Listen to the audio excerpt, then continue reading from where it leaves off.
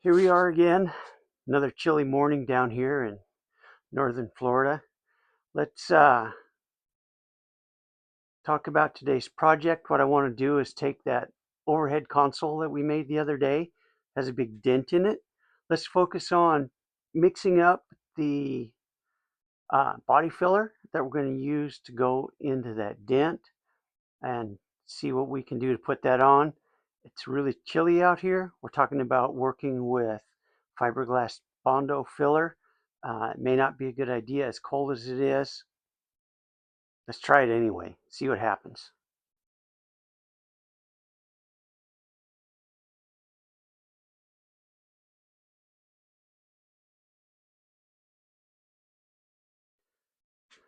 We're going to use this console that we'd previously primed. Let's scuff this up, mix up some Bondo, and try and fill this.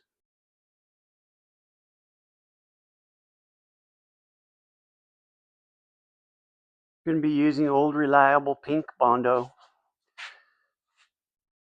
Guys know there's a lot of different fillers out there. Some of them are better. Getting ready to start this. What we want to do so that our Bondo fits really well, I'm going to use this 100 grit sandpaper. I've got this little sanding block made from a piece of foam, the same foam you use on the floor, you use it in other costuming pieces. It's stiff, it's flexible, it lets you sand, where if you're just sanding barehanded, you're going to get little grooves from your fingertips. I always recommend using a sanding block. Anything will work. Block of wood, piece of foam, whatever you got in your shop that works. So we've got our big dent here. We've got a little bulge here. Another couple little holes we want to fill in. Try and get this thing to look good enough to go into the car.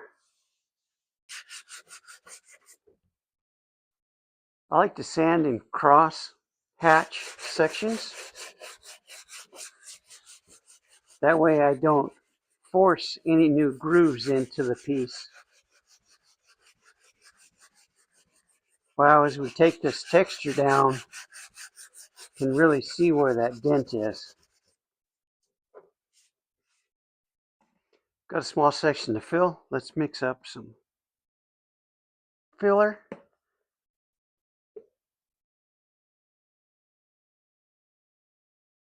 Over time, this will settle and the resin will float to the top. Good practice.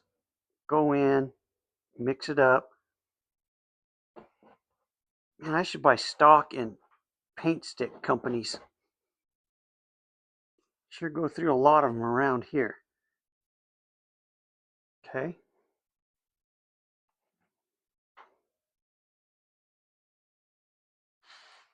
Want to mix up the hardener? Well, maybe not. It's another good way to get it. Normally, you would squish this around, mix it up. Wasn't planning on the lid breaking off, but hey, unscripted, real results. Okay, we've got kind of a big blob here. It's a little stiff because it's cold out here. The guidance is 4-inch circle. You want a strip that goes about half across. I don't think that's going to be enough. We're going to steal a little bit more. Again, do it by feel. Too much, it'll set too fast. Too little, it'll stay tacky for too long.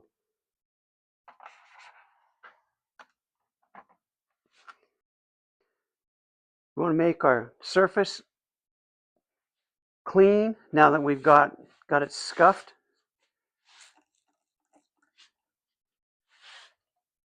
It's plain old window cleaner. The ammonia will help to break down any grease, oils, and it'll evaporate quickly, getting us in here able to do our work a lot sooner.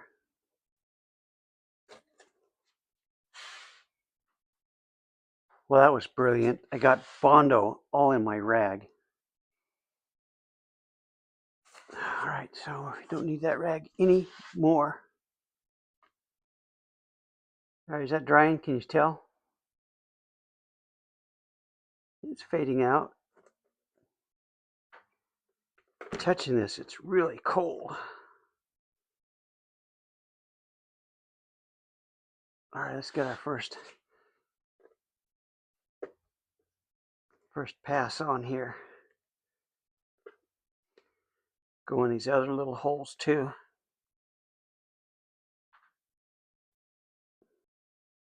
So when we're scraping this, we don't put a lot of pressure. We just want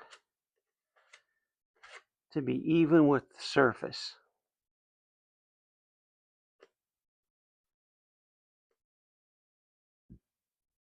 Getting a little dent in there. That's okay. We'll fill it. It may be setting up.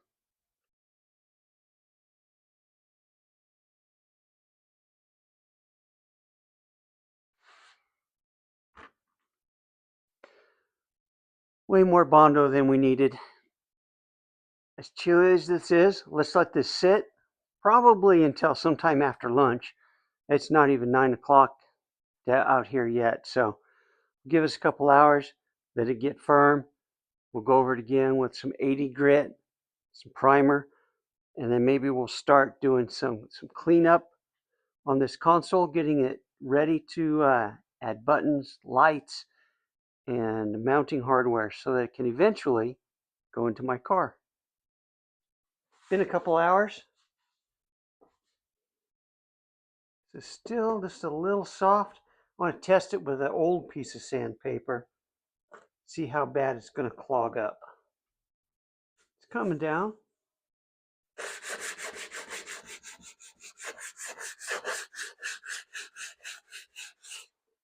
When we're sanding on this, the fiberglass is really hard and the Bondo is very soft. So in order to not make a new dent, we just want to go over it lightly.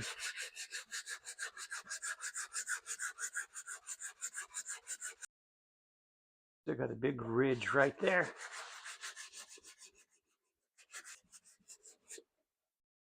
Basically, two tests. We want to feel that it's smooth and that the harsh straight line, which leaves a ridge, is feathered out. I don't know if you can see kind of like this area right here. It's blended in. So we'll just keep going with that. Feels pretty good. Still feel a little bit of a dent right here. We're going to try another light filler to see if we can get that to come up just a little bit. Glazing putty. Lots of different brands. They're all fairly equal in the job that we need to have done. We've got this little dent still here. I'm going to squeeze some on here.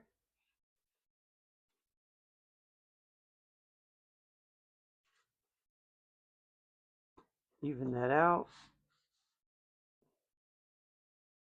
With a new tube, sometimes it's really runny. So it happened to us here. Okay, we'll let that sit for a couple hours. Check it again. Still feels a little cool to the touch. You know what a patient person I am and how I let things just cure naturally on their own. Not really. When coaxing this along, I want to keep the air moving so it's not in one place. Fiberglass can be distorted with heat. We just want to apply a little bit just to help this glazing putty set up.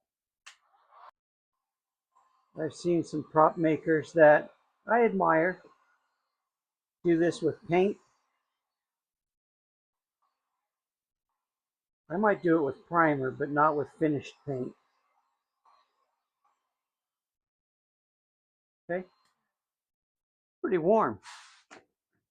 We're getting closer to finishing, so we're going to go to 220, which is a little bit finer than the 100, which is fairly coarse. Same thing, we're going to very gently sand. And we just want to take those edges and blend those out, getting some good feathering on the edges. But look at this crater. See how it's dark? That's because it's in a valley. And we still haven't brought that up far enough. So I'm going to put another coat of glazing putty in there.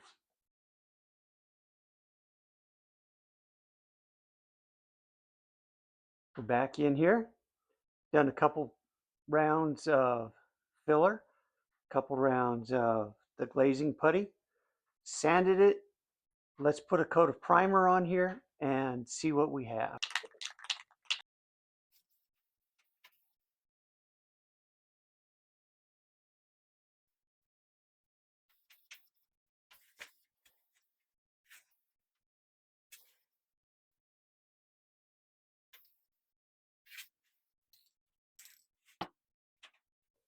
For the areas that we fixed, I think that looks pretty good. We're going to go with this.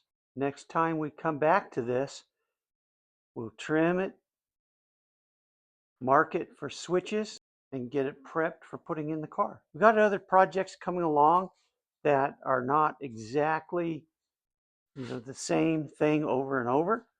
We've got restoration of and repair of the sea view. We have some different electronics projects that we'll be working on. That's going to do it for this little project. Hopefully you guys find these weird little one-off projects useful, helpful, get some ideas. Your comments and thoughts are always welcome.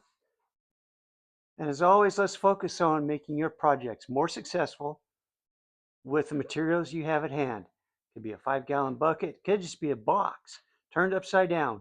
That box becomes a professional paint booth. It becomes a workbench. It becomes anything you need it to be. It could be pieces to a costume. It might end up turning into armor.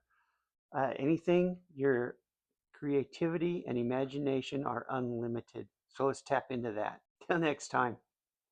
Remember to like, share, and subscribe.